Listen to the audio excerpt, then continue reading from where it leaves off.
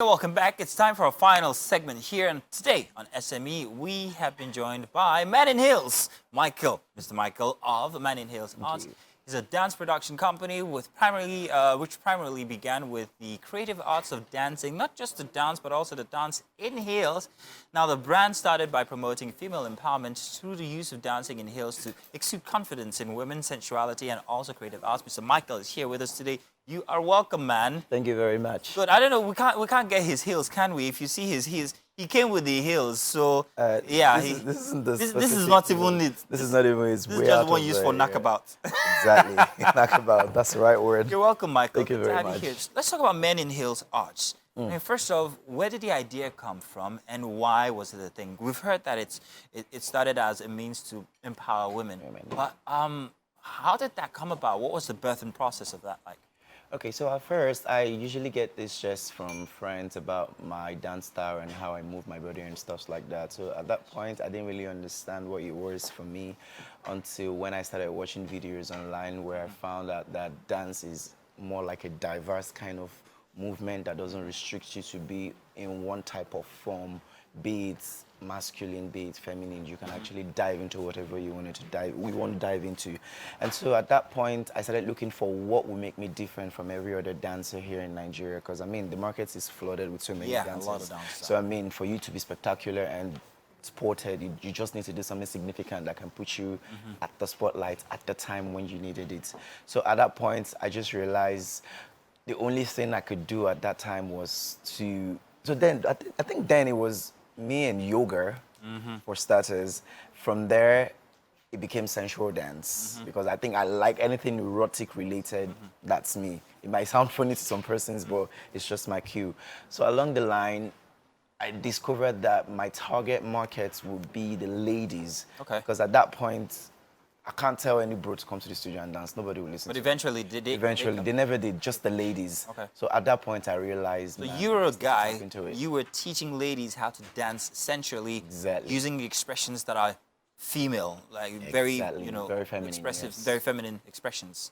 Very interesting. So you turned this into a business, and that's why you're on our SME segment. So it's something that actually earns you a living now. Sure. So Definitely. people come to Maninheelz Arts studios. There's a studio for dance. Oh yeah, there is actually. And they pay you to teach them, or they just want to dance? Well, what exactly? How do you make money from this? So, it works in different ways. I'll start with the brand itself. So, Official Maninheelz is strictly for the heels.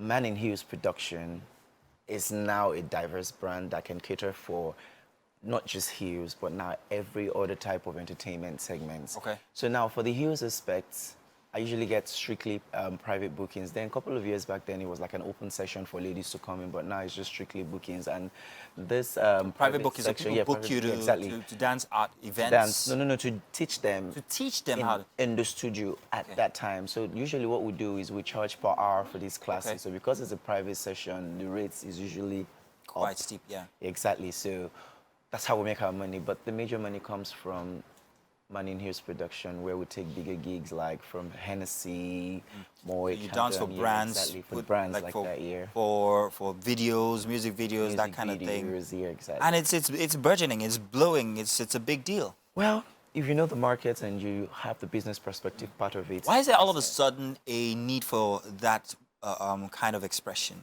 Why are brands looking into hiring your services? For starters, I mean, like I said earlier on, you just need to find a spark to your business. I mean, so many other persons can do the same thing I do, but your style matters more.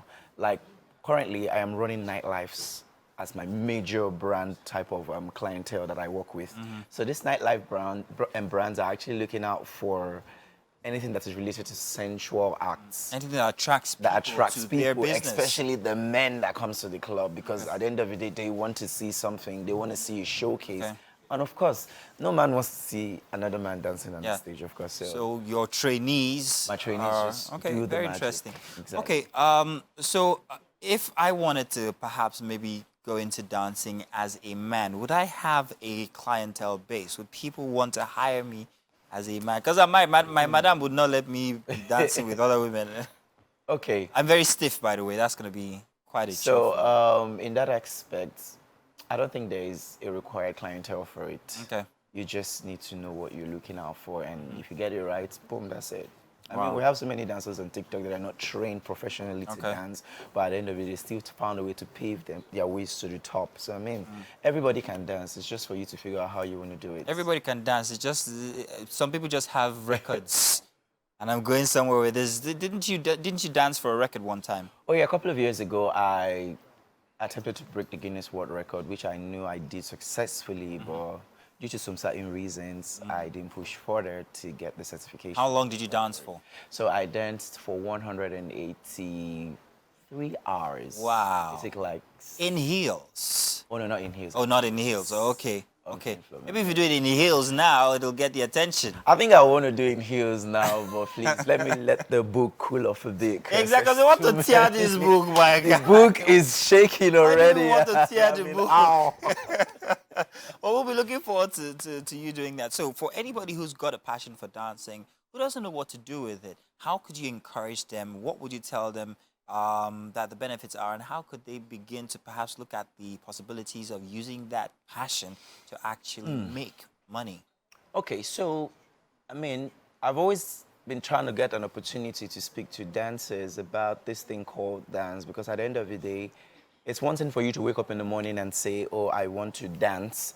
And it's another thing for you to understand the business itself. So the business aspect of dance is different from dance itself, because if you don't know the business aspect, you just tend to dance and boom, that's it. What next? I mean, you have situations whereby big brands will call you, sit you down in a room and start asking you questions about your brand and what you do, what it entails. I mean, if you don't know these things, then there is nothing. So my biggest advice for dancers out there that are looking to grow and make this a big deal for them is to study the business aspect of dance. You will never go wrong in that aspect. And also, in as much as you're a dancer, it doesn't mean you should stick to a particular style. You need to be versatile in everything you do. You need to explore everything, because you don't know what it is that will take you to where you're going to. So that's just basically it. Fantastic, Michael. Good to have you here. But we're Thank not you done very with much. you yet. Can Okay. you smell that seafood, natural seafood? I was wondering where you guys have a kitchen here. Oh yeah, we do have a kitchen. It's a that's highlight. nice. So tell you what, while we're going to be showing some of your well, excerpts on TV, I'm going to bring you over to the kitchen for a taste, because we had it prepared just for you.